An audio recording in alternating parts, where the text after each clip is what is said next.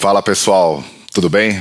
Eu sou o Marcelo, sempre estou aqui trazendo vídeos aí falando sobre transplante capilar e agora uma nova série aí, vou trazer diversos médicos, falar um pouquinho, entrar a fundo tanto no conhecimento do médico, saber um pouquinho mais sobre ele, trazer diversos médicos aqui de transplante capilar e aí vamos entrar mais a fundo, falar aquelas perguntas que ninguém quer perguntar, mostrar que tudo não é uma maravilha. Então é bem interessante o vídeo, os próximos vídeos, né? Que exatamente eu vou trazer com detalhes aí tudo que todo mundo tem medo de perguntar e tudo que todo mundo tem medo de responder. Então hoje eu vou estar trazendo o Dr. Wilker, então ele é um médico do Rio de Janeiro e a gente vai estar batendo um papo com ele e vai estar aí uma meia horinha aí falando bastante sobre todos os assuntos aí do transplante capilar. Bom dia aí, Dr. Wilker. Pronunciando certo o nome? Bom dia, tá certo. Então a ideia aqui é a gente falar um pouquinho aí, conhecer um pouquinho. Você fica no Rio de Janeiro, né, doutor? Isso mesmo, a clínica fica aqui no Rio de Janeiro, na Barra da Tijuca. Então vamos falar um pouquinho, como que você tornou um especialista aí? Qual que é um pouquinho aí da sua história? Quanto tempo você já está nesse meio? Como que está aí, mais ou menos? Então, eu entrei no meio do transplante capilar como paciente.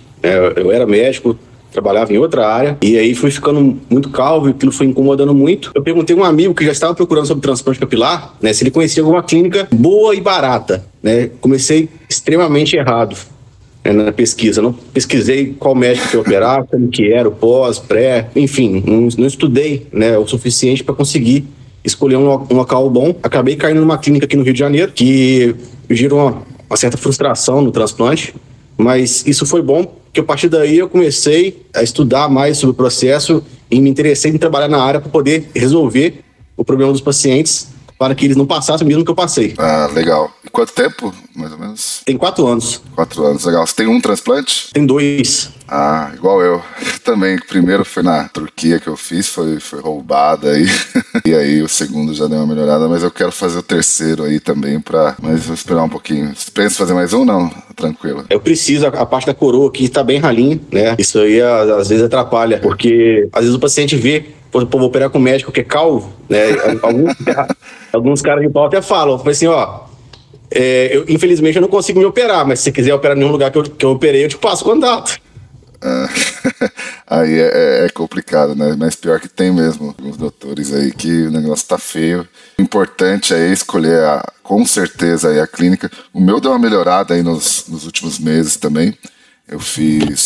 Tô fazendo tratamento de dura aí com minoxidil oral. Nossa, deu uma... Dutasterida? Deu uma melhorada bastante. Vou fazer algumas perguntas aí, que daí a gente vai desenrolar bastante coisa. Já tem algumas perguntas que eu tenho aqui. Falar um pouquinho aí sobre quais os mitos aí, o que você mais ouve aí sobre transplante capilar do pessoal, mitos e verdades aí sobre transplante capilar. O pessoal aí tem bastante dúvida, principalmente o pessoal novo aí. O que mais tem chegado pra mim é o mito do que o grande calvo, o grau 7 aberto, sem área doadora, consegue preencher a calvície dele com pelos do corpo. Sim. Né? Isso aí é um grande mito e que ilude muitos pacientes. A área doadora natural, parte da nuca lateral, é onde no nosso corpo nós temos a maior concentração de folículos e os folículos ideais para o couro cabeludo, que dão a maior cobertura. Quando chega, né, pacientes extremamente calvos, sem área doadora, que querem, né, resolver o problema, achando que vai tirar ali da barba, do peito e cobrir tudo, né, a gente tem que gastar uma energia ali explicando que não é bem assim.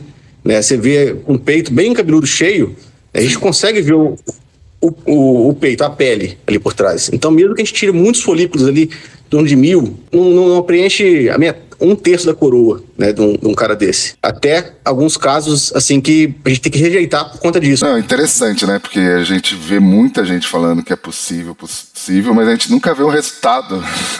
Exatamente. Não, inclusive, quando a gente...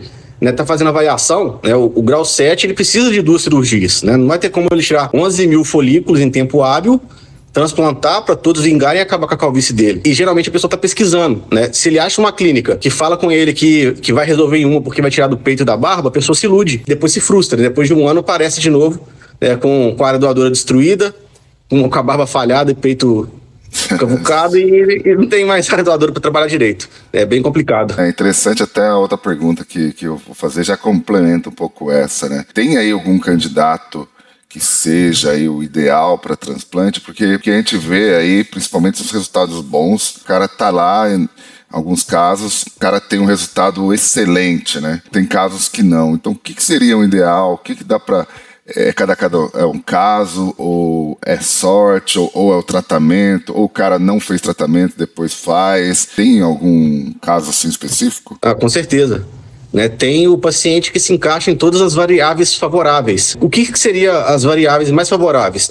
A calvície pequena, um cara com a calvície já estabilizada, ou seja, acima ali de 35, 40 anos, que tem a área doadora abundante, um cabelo grosso, volumoso, e que não tem nenhum problema de saúde. E principalmente, que vá fazer o tratamento no pós, para garantir que esses folículos vão crescer saudáveis. Esse é o paciente perfeito, mas raramente, a grande minoria que encaixa em todas essas variáveis perfeitas. Então, assim, sempre na avaliação, além dessas variáveis que o paciente apresenta, nós precisamos ver também, principalmente, qual a expectativa dele. Porque você já acompanha aí, muitos anos no transplante, você deve perceber que tem pessoas que com uma densidade mediana no transplante já está feliz. O cara que era grau 5, 6, 7, fez ali uma, às vezes 2 cirurgias, já está com a cobertura parcial, o cara já está feliz. Mas tem o cara que quer uma ultra densidade, uma alta cobertura. Muitas vezes, mesmo que ele tenha as outras variáveis perfeitas, a gente não consegue entregar para ele o que ele procura. Às vezes quer uma testa muito baixa, muito mais baixa do que o ideal, e uma densidade no cabelo natural. Isso no transplante a gente não consegue uma densidade no cabelo natural de 90 folículos por centímetro quadrado, a não ser que faça 2, 3 cirurgias.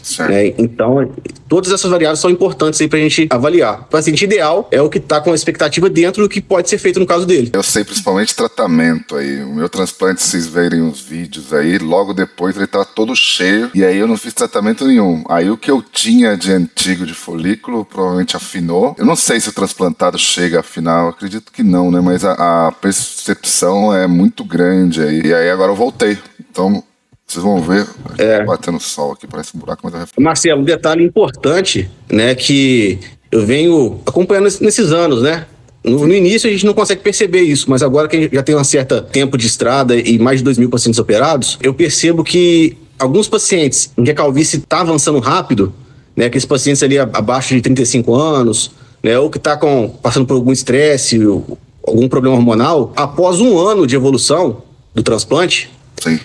Os fios nativos já atrofiaram e já evoluiu a calvície dele. Sim. É muito comum ali no escalpo médio coroa. Isso significa assim, que o transplante cresceu, às vezes os fios, na sua grande maioria, 95%, 90% pelo menos, vingou, e o resultado dele não está legal, porque ele perdeu fios nativos em 1 ano. E assim, é um tempo muito curto que a gente percebe e que a calvície já pode evoluir muito, a ponto de comprometer o resultado final do transplante. Eu tava percebendo que antes do meu tratamento, parece que o fio não completava, ele caía no meio.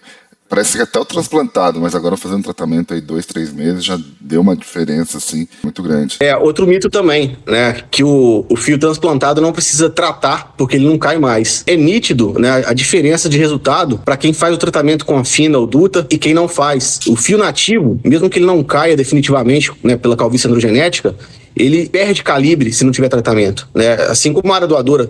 Tanto é que quando a gente trata com fina adulta, depois de alguns meses, a gente percebe uma melhora muito grande no resultado do transplante, mesmo onde só tenha fio transplantado, e na própria área doadora, que fica mais grossa, mais cheia. Então é outro mito, não precisa tratar o cabelo que não cai. É bom tratar porque o resultado fica diferente. Esse é um ponto importante, Tem um pessoal que trata antes de fazer o transplante, a área doadora. Adianta muito? O cara vai ter que fazer o tratamento sempre, Porque o fio ali, o estado natural dele Exato. É fino. Aí o cara faz o tratamento, engrossa, faz o transplante. Isso. E aí... Essa é uma opção, para os pacientes que estão com uma calvície mediana, inicial ou mediana, eu peço para não tratar, por exemplo, com fina e duta. Depende do caso, cada caso é um caso, mas eu peço para não tratar, para começar o tratamento no pós-cirúrgico. Porque se você estiver fazendo um tratamento, às vezes ali os fios de velos que estão muito atrofiados, eles vão dar uma engrossada com tratamento, Ou seja, um fio temporário que está ali com tratamento. Durante o procedimento que eu faço a abertura dos canais com muita precisão entre os fios, pode ser que eu poupe esse fio que estava apenas temporário ali. E aí, depois do pós-cirúrgico, o tratamento não vai ter mais efeito extra no crescimento. Já nos pacientes que têm uma calvície muito avançada, grau 6, 7, que tem uma área doadora, cabelo mais fino, mais rala, eu peço para fazer o tratamento alguns meses antes, principalmente com duta ou fina, para recuperar o máximo de fios nativos ali na área doadora, na parte da borda da coroa, né, escalpo médio, ajuda bastante, né, a recuperar. E também engrossar os fios da área doadora, porque assim a gente talvez consiga resolver o problema do paciente. Eu indico o tratamento antes da cirurgia, né, quando, em casos específicos, o paciente tem uma área doadora muito ralinha, né, um cabelo muito fino, quando é grau 6, 7, sem muitos fios nativos ali, né, o tratamento nesses casos, e tem casos que recuperam bastante, muitos fios nativos ali na área do escalpo médio e coroa, né, que é uma área mais sensível ao tratamento com fino duto. Assim a gente consegue reduzir a área de implantação e até dar uma densidade maior com a cirurgia. Outro motivo é que nesses pacientes que têm uma genética de grande calvo, às vezes a gente chama que extrai os folículos encapsulados, né? Os folículos que até mesmo na área doadora estão muito atrofiados. Ele não é mais um folículo piloso, né, com suas configurações normais. Ele fica quase uma bolinha. São bem característico aí de grandes calvos, né? Pessoal que tem a genética para ser muito calvo. Ou seja, até mesmo na área doadora, tem folículos sensíveis ao DHT. Pode ser que não perca 100% dos fios, né? Eles ficam ali mais finos. E com o tratamento eles voltam a desenvolver, né? Voltam a engrossar. Então, assim, o tratamento em alguns casos são muito importantes. E nesse caso aí também vai ter que ser ciente que é pro resto da vida também, né? Exatamente, um detalhe é esse, né? Por exemplo, eu operei esse ano 2 pacientes com 19 anos. Um era grau 2, 3 ali. Nesse caso, né, ele topou fazer o tratamento, né? Iniciou o tratamento com conduta antes da cirurgia. Como não teve colateral e a adesão foi boa, né, a gente realizou a cirurgia, não abaixando muito a linha frontal. Porque se a gente abaixa muito a linha frontal para parecer que tem um cara que é um cara de 19 anos, lá no futuro, quando ele perder o cabelo, talvez a área doadora não vai ser suficiente para preencher tudo em cima mais. E o outro paciente, de 19 anos também, que já era uma calvície grau 4 para 5, né? E a gente passou a adulta e fizemos o transplante com uma linha frontal mais alta já. Porque o cara que é 19 anos com grau 5, né, ele vai ser um grau 7 200% certeza. Então tem que tomar esse cuidado aí, porque senão a área doadora do paciente no futuro vai ser insuficiente, né? Vai ficar aquele cabelo ralo com a testa pequena. Não vale a pena. É interessante esses casos de pessoas mais novas, que é raro a gente vê o pessoal de 28, 30 para cima, né? Tem médicos que não operam, né? Não opero ninguém com menos de 25. Ok, mas assim, eu vejo se a pessoa, né, tá sofrendo, né, tá com a autoestima abalada, não tá saindo de casa com os amigos, eu vou ficar esperando ela fazer 25, 30 anos para poder operar, né? Acho que é meio que uma tortura, né? Então, quando tem, né, colaboração do paciente para fazer o tratamento e evitar que a calvície se progrida, não vejo problema de estar operando. Não tem muito o que fazer, né? Vai evoluir mesmo, então pelo menos o cara pega a melhor fase da vida dele aí, mais jovem, né? Exato. Falar um pouquinho aí dos riscos aí, a gente tá falando bastante coisa... a gente entra bastante pontos aí sobre que o pessoal não gosta de falar, mas vamos falar, né? Riscos, importante. Né? Riscos associados ao transplante. Então, você acha que tem muitos riscos? Que a gente sabe, né? Que tem, claro, tratando de medicina, de uma cirurgia pequena, né? É uma anestesia local. Normalmente se aplica local? Como que é? Depende do... A anestesia sempre é local, né? Sempre tem que fazer uma aplicação para bloquear os ramos nervosos ali, né, em volta de onde a gente vai trabalhar para o paciente não sentir dor. Alguns pacientes se incomodam muito pouco com essa anestesia local, com a picadinha da lidocaína ali, e outros pacientes sentem uma dor assim, fora do comum, né? Então, assim, o limiar de dor de cada paciente é único, né? E a gente só vai saber, né, no dia da cirurgia. Quando o paciente quer fazer com mais conforto, né, quando a pessoa já sabe que é ansiosa, que não gosta de sentir dor, ela pode fazer com a sedação venosa, né? Dessa forma, o anestesista vai fazer a sedação. É bem superficial, não tem risco de vida para o paciente, né? Não precisa entubar nem nada do tipo. É super tranquilo. E assim o paciente dorme do início ao fim praticamente, né? E a experiência dele é muito mais confortável, né? São as duas opções. Uma coisa não anula a outra, né? Sedado tem que fazer anestesia local.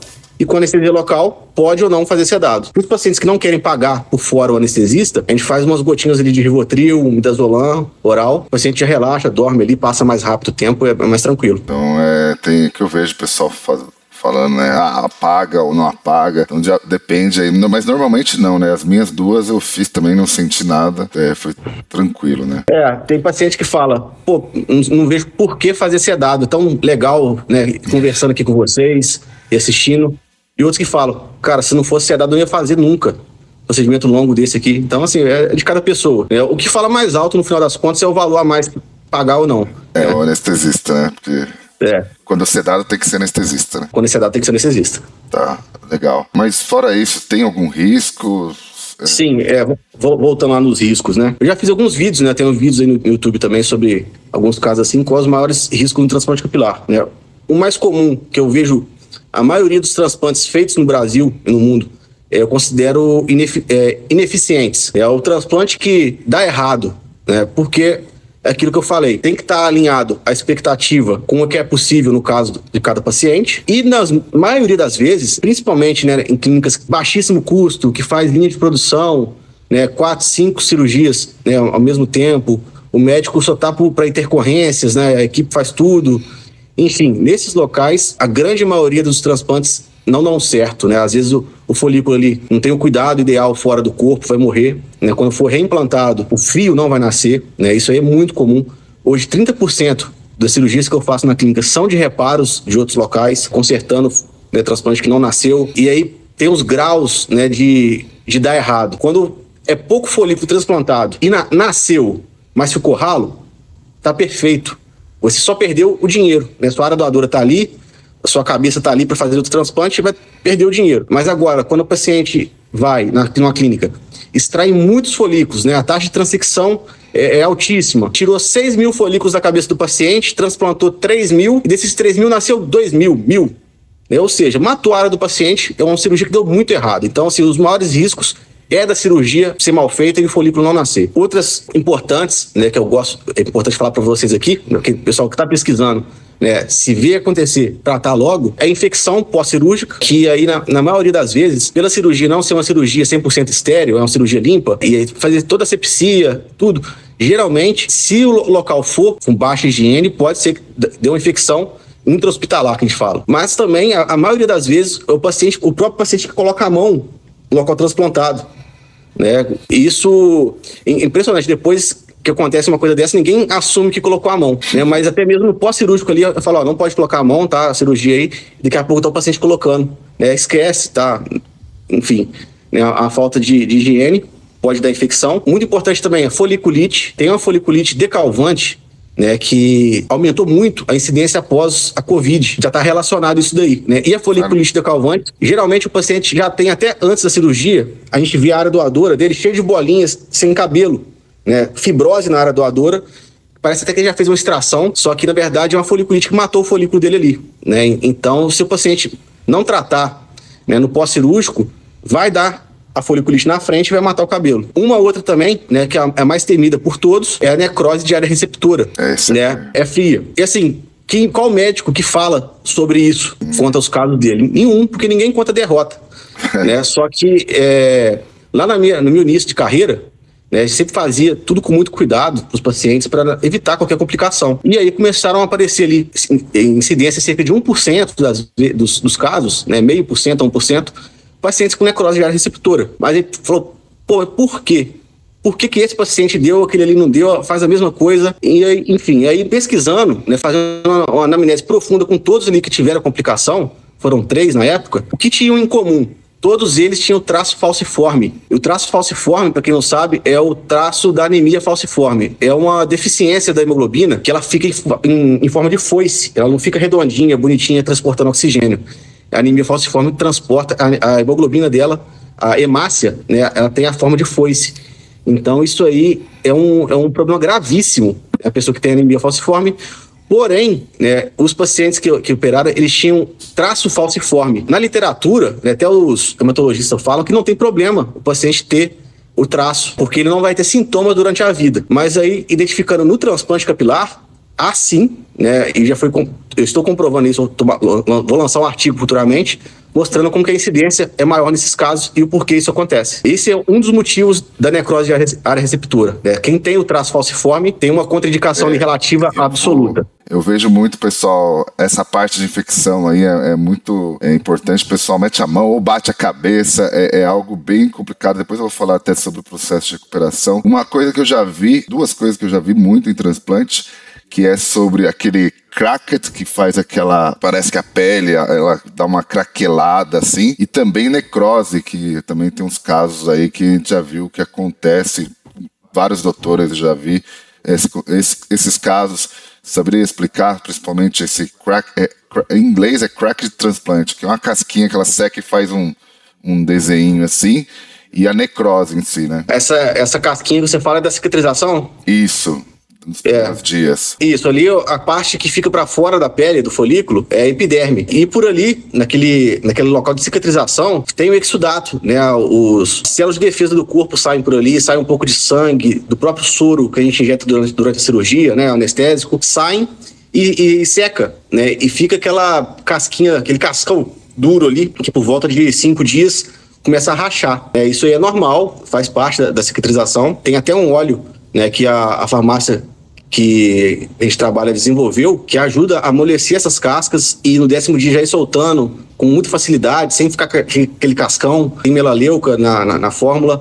Enfim, tem algumas coisas que a gente ajuda a diminuir essa casca e soltar mais rápido sem que saiam os fios juntos no transplante. E quanto à necrose de área receptora, é um medo, né, para todo mundo que opera e para o paciente que vai ser submetido à cirurgia. Então, assim, não é toda necrose que é igual, é causada pela mesma forma. O que eu vejo na prática, e tem até a forma como aparece a necrose na área receptora, varia de cada forma que causou ela, eu identifico 3. Né? A primeira, excesso de adrenalina na solução anestésica, né? Às vezes o paciente tá ali e o paciente é muito individual, né? A circulação sanguínea no couro cabeludo é totalmente diferente de um paciente para o outro. E aquele paciente que tem a pele mais fina, mais frágil, menos irrigada de sangue, né? Se a pessoa fizer uma dose normal de adrenalina para ele, já pode ser muito, né? E pode causar necrose de área receptora. O outro motivo é a abertura dos canais serem feitas com a lâmina muito grossa ou de um tamanho que bata no crânio do paciente. A irrigação do couro cabeludo vem ali pelo crânio,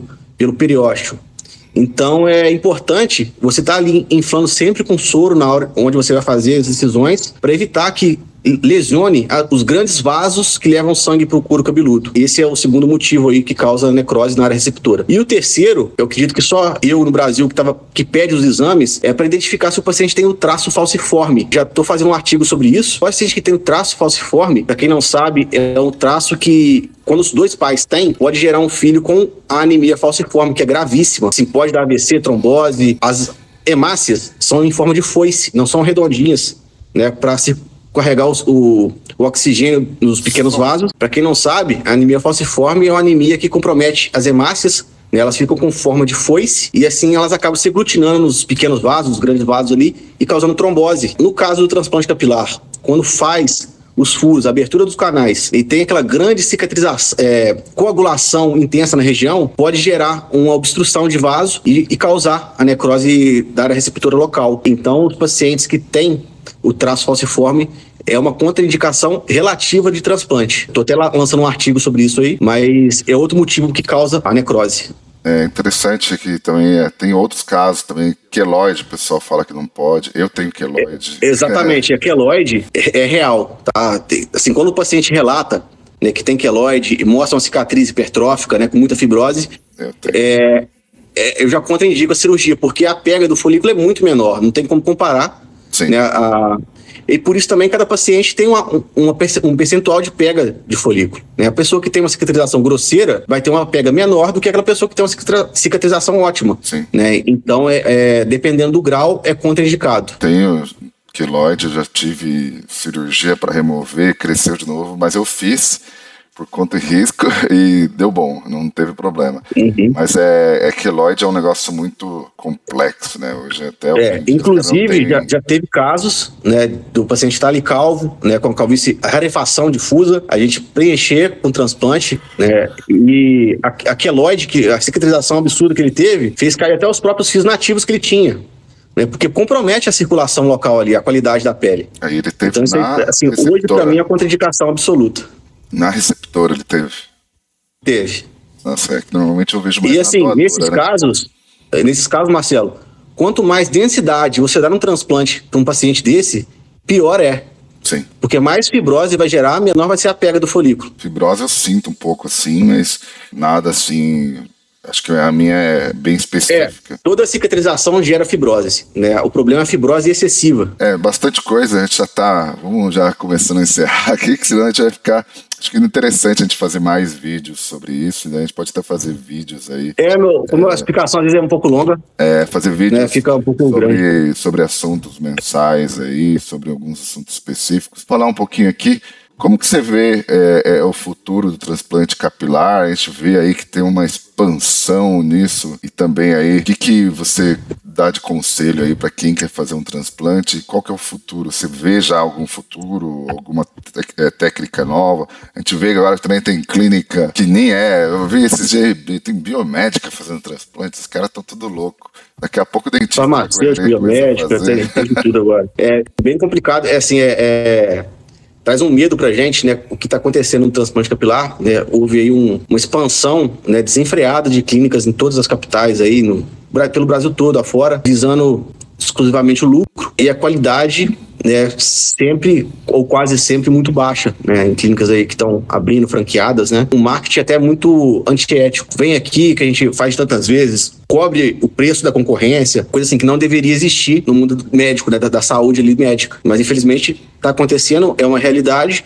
E, infelizmente, o paciente que não pesquisa, né, tá? Então, minha dica, né, pesquise muito antes de fazer. Não faça como eu fiz na época, como a maioria dos pacientes fazem hoje em dia. Não vão pelo mais barato, pela franquia, pelo nome bonitinho, porque a chance de você se ferrar, né, ficar com a área doadora sem condições de fazer outra cirurgia, é muito grande. E aqui no Brasil, a tendência é ficar dessa forma. Como eu falei aí, 30% dos pacientes hoje em dia são consertando alguma cirurgia que deu errado dessas clínicas, por exemplo. É importante você saber o passo a passo do que esperar no seu transplante, né? O tempo de evolução, a importância do tratamento no pós, né? Avaliando o seu caso de acordo aí com a necessidade. A dica é essa, né? Não leve somente o preço como o principal na hora de escolher, porque a área doadora é uma só, não tem como você comprar a área doadora depois. Por enquanto não, né?